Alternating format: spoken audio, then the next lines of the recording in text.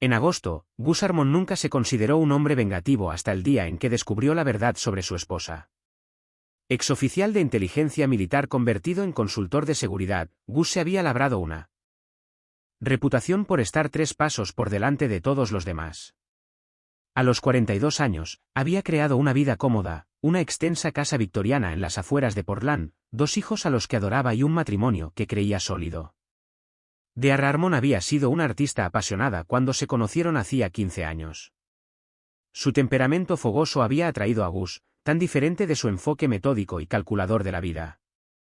Ella había llenado su hogar de color y caos en igual medida, y durante años, el equilibrio había funcionado. «Nunca estás aquí», había empezado a decir Dearra hacía unos 3 años. «Los niños apenas te conocen. Yo apenas te conozco».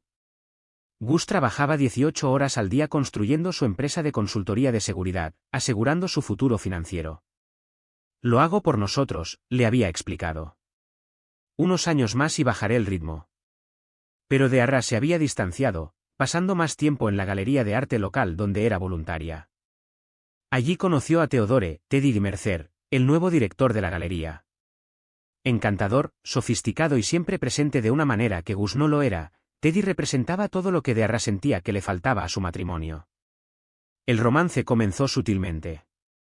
Gus, a pesar de su experiencia en inteligencia, no notó las señales al principio: noches largas en eventos de la galería, ropa nueva, un renovado interés en su apariencia. No fue hasta que notó que la contraseña de su teléfono había sido cambiada que sus instintos profesionales latentes despertaron. Gus no la confrontó de inmediato. En cambio, comenzó a recopilar información, como lo haría para cualquier operación. Descubrió que el romance había durado 8 meses. Teddy, se enteró, tenía un historial de perseguir a mujeres ricas y casadas, aunque nunca dejaba sus conquistas anteriores en mejores circunstancias. Una noche, Gus encontró el borrador de un correo electrónico en la cuenta de Dearra a su abogado, en el que describía su plan para solicitar el divorcio y la custodia completa de sus hijos, Laia, de 12 años, y Owen, de 10. «Necesito demostrar que Auguste es un padre ausente», había escrito. Teddy sugirió documentar cada evento escolar y cena a los que no asistió. Otro párrafo detallaba cómo planeaba reclamar su casa, la casa que había pertenecido a la familia de Gus durante 3 generaciones, que él había renovado con sus propias manos, la casa donde la habitación secreta de su abuelo todavía existía detrás de las estanterías de la biblioteca, desconocida para Dearra o cualquier otra persona. La traición cristalizó algo dentro de Gus. El hombre tranquilo y racional retrocedió, y en su lugar emergió alguien calculador de una manera completamente diferente. Cuando Dearra finalmente le entregó los papeles del divorcio, Gus hizo algo que la sorprendió: aceptó mudarse temporalmente por el bien de los niños. Tomó un pequeño apartamento en el centro y pareció dedicarse al trabajo, perdiéndose varias citas en la corte, a las que su abogado asistió en su nombre. «Ni siquiera está luchando por la casa», le dijo Dearra a Teddy en una llamada que Gus monitoreaba a través del sistema de seguridad que había instalado años atrás, un sistema cuyas funciones avanzadas Dearra nunca se había molestado en comprender. «Ni por los niños. Es como si no le importara». Lo que Dearra no sabía era que Gus estaba construyendo algo mucho más valioso que un caso legal. Estaba construyendo una trampa que solo se activaría cuando todas las piezas estuvieran perfectamente alineadas. Durante este tiempo, Gus cultivó una amistad con la jueza Martha Winslow, quien fue asignada a su caso de divorcio, no mediante sobornos o chantajes, sino a través de una conexión que descubrió que compartían: su hijo había muerto en Afganistán en la misma operación en la que Gus había ganado su estrella de plata. Gus visitaba la tumba con regularidad, y un día encontró a la jueza allí. Sus conversaciones nunca mencionaron explícitamente el caso de divorcio, pero se formó un vínculo por el dolor y el respeto compartidos. Mientras tanto, Gus aprovechó sus contactos militares para investigar a Teddy. El director de la galería había dejado un rastro de destrucción en 3 ciudades diferentes, cambiando ligeramente su nombre cada vez. No era solo un destructor de hogares, era un estafador sofisticado que se enfocaba en mujeres ricas, las aislaba de sus familias y luego desaparecía con sus bienes. A medida que avanzaba el divorcio, Gus pareció tropezar. Su abogado parecía incompetente, incumplía los plazos de presentación y presentaba argumentos débiles. La jueza, a pesar de su conexión personal con Gus, tuvo que fallar basándose en las pruebas presentadas, y esas pruebas pintaban a Gus como desinteresado en luchar por su casa familiar, o incluso por la custodia compartida. El día que se firmó el decreto final de divorcio, otorgándole a Dearra la casa y la custodia principal, con Gus recibiendo derechos de visita limitados y fuertes obligaciones de manutención y pensión alimenticia, Dearra estaba extasiada. Teddy se había mudado semanas antes, su propio contrato de arrendamiento terminaba convenientemente justo cuando Gus se mudaba. «Lo logramos», le susurró Dearra a Teddy mientras salían del juzgado. Nunca lo vio venir. Pero Gus lo había visto todo. Y ahora, la primera fase de su plan estaba completa. 3 semanas después de que finalizara el divorcio, Dearra decidió organizar una fiesta, no una celebración cualquiera, sino una elaborada fiesta de inauguración para exhibir su victoria. Invitó a todo su círculo social, amigos que alguna vez habían sido mutuos, vecinos, padres de la escuela de los niños e incluso algunos socios comerciales de Gus que pensó que podrían ser conexiones útiles para las ambiciones de la galería de Teddy. Gus también recibió una invitación, un último giro del cuchillo. La nota escrita a mano decía: «Ven a ver lo que has perdido. Los niños te extrañan, incluso si yo no». Llegó la noche de la fiesta. La casa victoriana, iluminada y llena de música, tenía invitados mezclándose en el jardín y en todo el primer piso. Teddy hacía de perfecto anfitrión, encantando a todos con historias de sus planes para la galería y su devoción por el talento artístico de Dearra. A las 8:30 de la tarde en punto, Gus apareció en la puerta principal con un traje impecable y una pequeña bolsa de regalo en la mano. Dearra lo vio desde el otro lado de la habitación, su sonrisa vaciló momentáneamente antes de recomponerse y acercarse. «Me sorprende que hayas venido», dijo, lo suficientemente alto como para que los invitados cercanos la escucharan. «Me invitaste», respondió Gus simplemente. Fue entonces cuando un ayudante del alguacil apareció detrás de Gus, sosteniendo un sobre. «¿Dearra Harmon?», preguntó el ayudante. Cuando ella asintió, él le entregó el sobre. «Se le ha entregado una orden de alejamiento de esta propiedad, con efecto inmediato». Dearra se rió nerviosamente. «Debe haber algún error. Esta es mi casa. El tribunal me la otorgó». «No según estos documentos», dijo el ayudante. «El propietario registrado solicita que usted y todos los invitados desalojen la propiedad inmediatamente». «Pero yo soy la propietaria», exclamó Dearra, alzando la voz mientras los invitados comenzaban a mirar. El ayudante miró a Gus. «Señor, como titular de la orden, desea que la haga cumplir ahora». «Entregarla esta noche es suficiente», dijo Gus con calma. «Podemos darles a todos hasta mañana».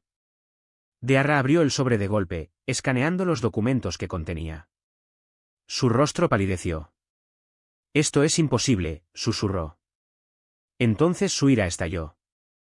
«Estás fanfarroneando. Esto es una especie de broma enfermiza». «Disfruta de quedarte sin hogar», gritó repentinamente, lo suficientemente alto como para que todos la escucharan. «Lo perdiste todo, Gus. La casa, los niños, tu dignidad. ¿Qué crees que estás haciendo exactamente?» Gus sonrió levemente e hizo una llamada. Simplemente dijo «ahora» y colgó. En cuestión de minutos, otro vehículo se detuvo afuera. Esta vez, era una abogada de la familia, no el incompetente abogado de divorcios de Gus, sino la abogada de su familia desde hacía mucho tiempo, Abigail Woodward. Llevaba una gruesa carpeta de documentos. «La jueza firmó todo esta tarde», anunció Abigail, entregando copias tanto a Dearra como a Teddy. «La propiedad nunca fue parte de los bienes conyugales. El abuelo de August la colocó en un fideicomiso irrevocable con condiciones muy específicas. El fideicomiso se suspendió temporalmente durante el matrimonio, pero se reactivó automáticamente al divorciarse». «Eso es absurdo». «La jueza me dio la casa», gritó Dearra, la fiesta ahora completamente en silencio mientras los invitados observaban el drama desarrollarse. «La jueza Winslow estaba operando con información incompleta», explicó Abigail con calma. «Estos documentos fiduciarios estuvieron sellados hasta hoy. La propiedad vuelve al fideicomiso familiar Harmon, con August como único fideicomisario». El ayudante dio un paso al frente de nuevo. «Señora, tiene hasta mañana al mediodía para retirar sus pertenencias personales. Después de eso, todo lo que quede se considerará propiedad abandonada». A medida que la realidad se hacía presente, Teddy llevó a Dearra a un lado, susurrando con urgencia. Los invitados comenzaron a poner excusas incómodas para irse. Los niños, que habían estado arriba, aparecieron en la escalera, confundidos por la conmoción. Laia, la niña de 12 años, corrió hacia su padre. «Papá, ¿qué está pasando?» Mamá dijo que nos abandonaste. Antes de que Gus pudiera responder, Dearra agarró el brazo de Laia. «Vuelve arriba. Esto no te incumbe». En realidad, dijo Gus suavemente, presenté una reconsideración de la custodia de emergencia con base en nuevas pruebas. Tenemos una audiencia mañana. El rostro de Dearra se contorsionó de rabia. No puedes hacer esto. Nos abandonaste. Todos lo saben. Nunca abandoné a nadie, respondió Gus, manteniendo la voz firme. He asistido a todos los eventos escolares, a todas las citas médicas y a todas las reuniones de padres y maestros durante el último año. Tengo declaraciones juradas de sus maestros, entrenadores y médicos que confirman mi presencia y participación. Mientras la fiesta se desintegraba en el caos, Teddy jaló a Dearra hacia la cocina para tener una conversación privada. Los micrófonos ocultos de Gus captaron cada palabra. Tenemos que irnos esta noche, instó Teddy. Empaca lo que podamos y vámonos. La cabaña de mi hermano. ¿Y los niños?, preguntó Dearra. Déjalos con él por ahora. Una vez que nos instalemos, lucharemos por la custodia de nuevo. Más tarde esa noche, mientras Gus estaba sentado en su coche observando la casa, llegó el alguacil con la orden de custodia. Dearra y Teddy estaban empacando frenéticamente maletas y obras de arte. El teléfono de Gus sonó. Era Teddy. Por favor, deténlo todo, por el bien de tus hijos, suplicó Teddy, con la voz llena de pánico. Podemos llegar a un acuerdo. Los niños necesitan estabilidad. Deberías haber pensado en la estabilidad antes de mudarte a mi casa e intentar robarme a mis hijos, respondió Gus. Pero apenas estoy comenzando. ¿Qué quieres?, preguntó Teddy, con la desesperación evidente en su voz. Quiero que te vayas para mañana por la mañana, dijo Gus. Y si alguna vez te vuelves a poner en contacto con Dearra o con mis hijos, lo que suceda después hará que esta noche parezca una bondad. Al finalizar la llamada, Gus sabía que esto era solo el principio de su plan. La casa y la batalla por la custodia eran simplemente los movimientos iniciales en un juego mucho más grande. Amaneció sobre la casa victoriana mientras Dearra y Teddy terminaban de cargar sus pertenencias apresuradamente empacadas en la Range Rover de Teddy. Los niños, confundidos y molestos, observaban desde el porche con Gus. Estás cometiendo un terrible error, le siseó Dearra a Gus. Voy a luchar contra esto. Te lo agradezco, respondió Gus con calma. Mientras se alejaban, Teddy trató de tranquilizar a Dearra. Mi abogado hará trizas este absurdo del fideicomiso. Regresaremos en una semana. Pero cuando llegaron a la cabaña del hermano de Teddy, no encontraron consuelo. En cambio, se encontraron con el alguacil local publicando un aviso de desalojo. ¿Teodore Mercer?, preguntó el alguacil. Tengo una orden de arresto en su contra por fraude y hurto mayor en relación con la venta de obras de arte en la Galería Westlack. Teddy palideció. Debe haber algún error. No hay error, respondió el alguacil. Esta mañana se presentaron quejas de múltiples víctimas, incluyendo pruebas de documentos de procedencia falsificados para varias pinturas vendidas a través de su galería. Mientras esposaban a Teddy y lo metían en el vehículo del alguacil, miró a Dearra con genuina confusión. No entiendo esto. Esto no es. Pero Dearra no escuchaba. Miraba fijamente su teléfono, donde las notificaciones la inundaban. La junta de la galería había terminado su cargo. Su cuenta bancaria conjunta había sido congelada. Y lo peor de todo, habían aparecido fotos en las redes sociales, fotos de ella y Teddy de antes de que ella solicitara el divorcio, imágenes íntimas tomadas en habitaciones de hotel y en la oficina de la galería. Esto es obra de Gus, susurró. Está destruyendo todo. Mientras tanto, Gus se reinstalaba en la casa familiar con los niños. Había contratado a un psicólogo infantil para ayudarlos a procesar la agitación y trabajaba de forma remota para pasar más tiempo con ellos. La habitación secreta detrás de las estanterías de la biblioteca se había convertido en su centro de comando, donde monitoreaba las consecuencias de sus planes cuidadosamente trazados. Durante las siguientes semanas, Dearra descubrió el alcance de la estrategia de Gus. La Junta de la Galería había recibido información anónima sobre irregularidades en los registros de ventas de Teddy, no pruebas fabricadas, sino discrepancias reales que Gus había descubierto mediante una investigación meticulosa.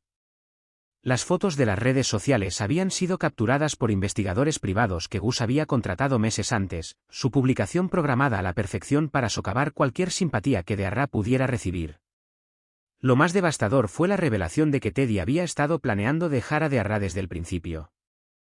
Gus se encargó de que Dearra recibiera copias de correos electrónicos entre Teddy y su próximo objetivo, una viuda rica de Seattle, que databan de antes de la finalización del divorcio.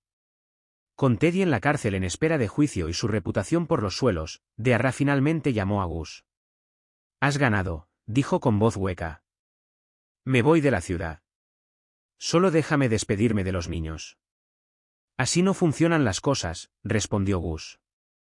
«No puedes abandonarlos cuando las cosas se ponen difíciles». «Entonces, ¿qué quieres de mí?», exigió. «Quiero que enfrentes lo que has hecho. Firma el acuerdo de custodia revisado, dándome la custodia principal. Luego, busca un apartamento cerca para que puedas tener las visitas programadas. Consigue un trabajo. Sé una madre, no una víctima». «¿Y si me niego?». «Entonces comienza la siguiente fase», dijo Gus simplemente. Dearra firmó los papeles al día siguiente. 3 meses después, Dearra había encontrado un modesto apartamento y un trabajo como profesora de arte en un centro comunitario local. Veía a los niños 2 veces por semana, bajo supervisión. Su relación con ellos era tensa, pero se estaba curando lentamente. Teddy, enfrentando múltiples cargos por delitos graves, había intentado negociar la clemencia ofreciendo información sobre otros esquemas de fraude artístico. Su oferta fue rechazada, el fiscal ya contaba con pruebas exhaustivas, proporcionadas anónimamente por un vigilante de la industria. Una noche, Gus invitó a Dearra a la casa para hablar sobre los planes de verano de los niños. Mientras se sentaban en la cocina, ahora remodelada para borrar cualquier rastro de su influencia, Dearra finalmente hizo la pregunta que la había estado atormentando. «¿Cómo lo hiciste?